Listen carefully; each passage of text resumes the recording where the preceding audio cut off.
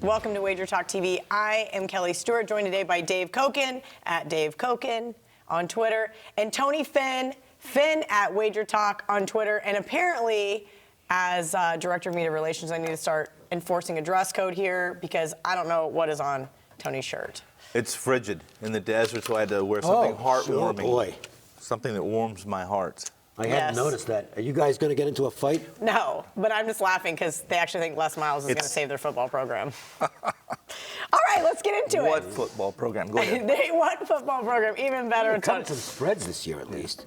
Yeah. Yeah. They did. Yeah, against K-State and Texas and maybe one other. The way we keep score here in Vegas, they had a pretty good season. I'll take it. All right, let's talk about a little matchup in the NFC East. Right. I'm excited for this one. Washington Redskins catching 6.5. Really excited about this one. You know why? Because the Redskins have made me money all season, 7-3 against the spread. And every time somebody tells me the sharp plays on the other side, I still bet the Redskins. They're kind of like your Saints. You know, we were talking about in the green room. You said, Kelly, you know what? I've been betting the Saints all the time, and everybody else wants to step in front of the freight train. Why? So I've been on the Washington Redskins, so I'm curious to see what you guys have to say about this one.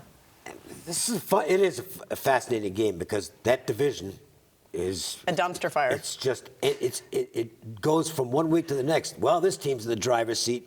Now this team's in the driver's seat. I mean, the Redskins. I made a crack a few weeks ago on Twitter about them. This was after they'd moved to 6-3, and I said, despite the fact that they're now 6-3, the Redskins' power rating still remains someplace between LOL and GTFOH. And they got a lot of responses. It's now mostly GTFOH because, you know, the quarterback gets hurt, and the reality is they never were that good to begin with. Dallas goes into the driver's seat, but now they have to face New Orleans, so they're probably going to lose the game on Thursday night. Anything can happen, but they're at least expected to lose. And the Eagles, who have been garbage all season long, and they've been absolutely horrible all season long. Well, now they're in the driver's seat because they're 5-6, and they had to come back win against the Giants. This is the problem in this division, is trying to find somebody who's reliable is next to impossible.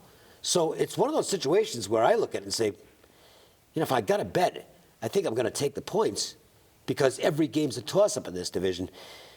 I don't know if that's the case here, but it's kind of like the world has now given up on the Redskins because it's Colt McCoy instead of Alex Smith. I don't think it's that much of a drop-off, to tell you the truth. And it's not unless he throws 3 interceptions on Thanksgiving. Yeah. Well, yeah.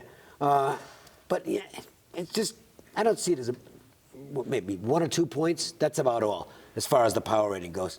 And the Eagles, they were still lousy last week. I mean, they're down 19-3 against the Giants. They happen to come back. You know why? Because the Giants suck. They're terrible. Okay, they do. They're an awful football team.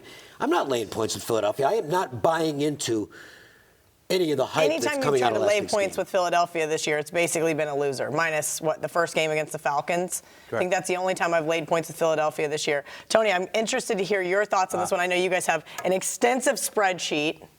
No. Oh. But I have a pretty good memory for being an old man still. And that is, we talked about the Redskins last week a little bit, about the Dallas game. That's one of the games they haven't covered. And the fact is that I haven't been a fan of the Redskins since week 1. I played against them in week 1, and they went down and played. I expected Arizona to be a little better. Washington clubbed them. They've been clubbed all year, the Cardinals. But I still believe that McCoy's a drop-off. Colt's a drop-off from Smith, because Smith's a better fit to Gruden offense, which is essentially a check-down, pseudo-West Coast scheme. I think their defense has been overrated. We talked 2 weeks ago when they played Tampa Bay, and Tampa Bay turned the ball over 4 times in the red zone, scored 1 field goal. To make a long game shorter, Philly hasn't covered since week 1 as home chalk. They're 1-5 on the season. It's tough, and people will argue that there's not a big gap between Wentz and McCoy because of Philly's secondary right now. If I put a gun to my head, I'm not playing this game. I can't do it simply because of the numbers and the injuries. I still take Philly. They're in a bad division, as you guys have discussed. They're still the best team, even with the secondary being beat up. Offensively, they're a better team than Washington. Colt McCoy doesn't fit. I'll take Philly minus the number at home if you make me. Dave, I'm making you. I would take the Redskins. Okay. All right, well, But that's